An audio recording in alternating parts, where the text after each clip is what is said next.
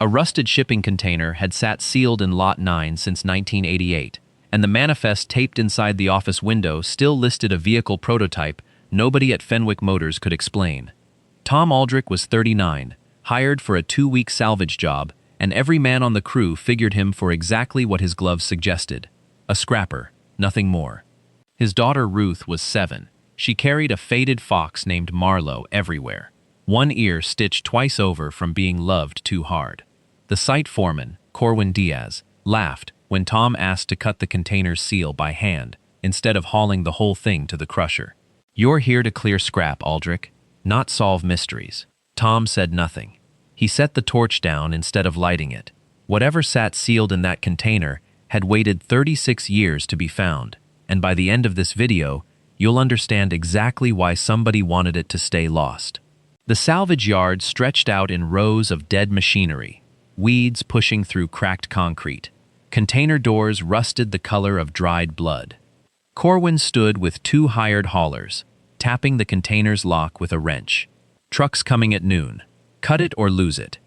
Tom crouched at the seal instead, ran 2 fingers along a weld line that didn't match the rest of the door, said nothing back. Not defiance, not delay, just focus. Ruth sat on a stack of tires near the fence, Marlowe pressed against her chest, watching her father the way she watched him check the stove twice before bed.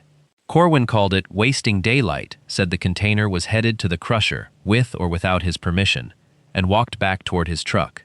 Tom gathered his tools slowly, told Ruth they'd be done soon, and carried her past the rust and the weeds without another word. His wife had been gone 3 years. Odd jobs didn't add up to steady work, and some months Tom split one paycheck 4 ways before rent ever saw a dime of it. Old Pete, a retired line mechanic who used to work Fenwick's factory floor, found him kneeling by the container that evening, flashlight in his teeth, notebook balanced on his knee. "You used to build engines, didn't you?" Pete said. Not a question. Tom didn't answer, just knelt to retie Ruth's shoelace where she sat on the tire stack, tucked Marlowe back under her arm, and said they had 1 stop left before dark. Pete watched him go and said, mostly to the empty lot, "Some men don't forget the work. They just stop letting people watch them do it." By morning, the seal was open, cut clean along the original weld, not torn apart, using a method Tom hadn't used since a life nobody on this crew knew about. Inside, wrapped in decayed canvas, sat a single hand-built concept car, untouched since 1988, the kind of prototype Automotive magazines had written about for years and quietly stopped mentioning. Corwin wanted it hauled straight to auction by afternoon. Tom wanted it documented first, panel by panel, page by page. "We don't have time for that," Corwin snapped. "We don't have time not to," Tom said, and opened the glove box folder anyway. Engines had a language to him, the way a voice has a register to some people.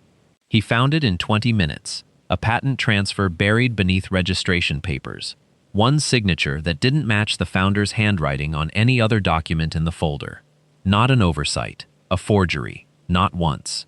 4 times, each dated the same week the prototype disappeared from factory records. He photographed every page before Corwin could grab the folder, and by then it didn't matter, because the container had already told its story. Margaret Fenwick arrived by midday, granddaughter of the man whose name was welded onto the prototype's dashboard plate. Corwin tried to get ahead of it, calling the car an old junk project, insisting the container should have gone straight to the crusher with everything else. Tom laid the photographs across the container's open door instead, the founder's real signature beside the forged one, decades apart, the same telling slant in the same letter.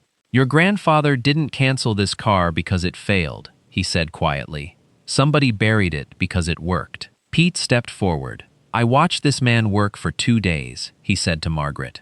"I said nothing sooner because it wasn't my place to." Corwin tried one more line about outdated paperwork and forgotten prototypes. Nobody in the yard was listening to him anymore. Margaret didn't raise her voice. She turned the photographs over twice, set them down like they were something that had already survived enough. "My grandfather died thinking this design wasn't good enough," she said. "You just told me somebody stole it from him instead." 2 site guards walked Corwin out past the same container he'd once told Tom to leave sealed, and he didn't get to argue on the way. Margaret turned to Tom. I want you leading restoration on this project. Full title, full salary, starting whenever works for you. Tom looked toward the fence line where Ruth stood waiting, Marlo dangling from one hand, and said that depended on whether he could still walk her to school every morning first. Margaret walked over and lowered herself down to Ruth's height, knees against the oil-stained gravel in a blazer that cost more than Tom's truck. Your dad found something today that grown-ups missed for 36 years, she said. Ruth studied her the way 7-year-olds study things they've already decided are true. My daddy doesn't forget cars, she said. He just waits for someone to ask him about them. Margaret didn't answer right away. She just nodded once, stood up, and let the words sit in the yard the way they deserved to. The next morning, Tom knelt on the front step to retie Ruth's shoelace, Marlo already tucked under her arm, the sky barely gray over the rooftops across the street. Same time tomorrow? She asked. Same time, he said, and took her hand as they started down the sidewalk toward school, her sneakers scuffing the pavement 2 steps behind his.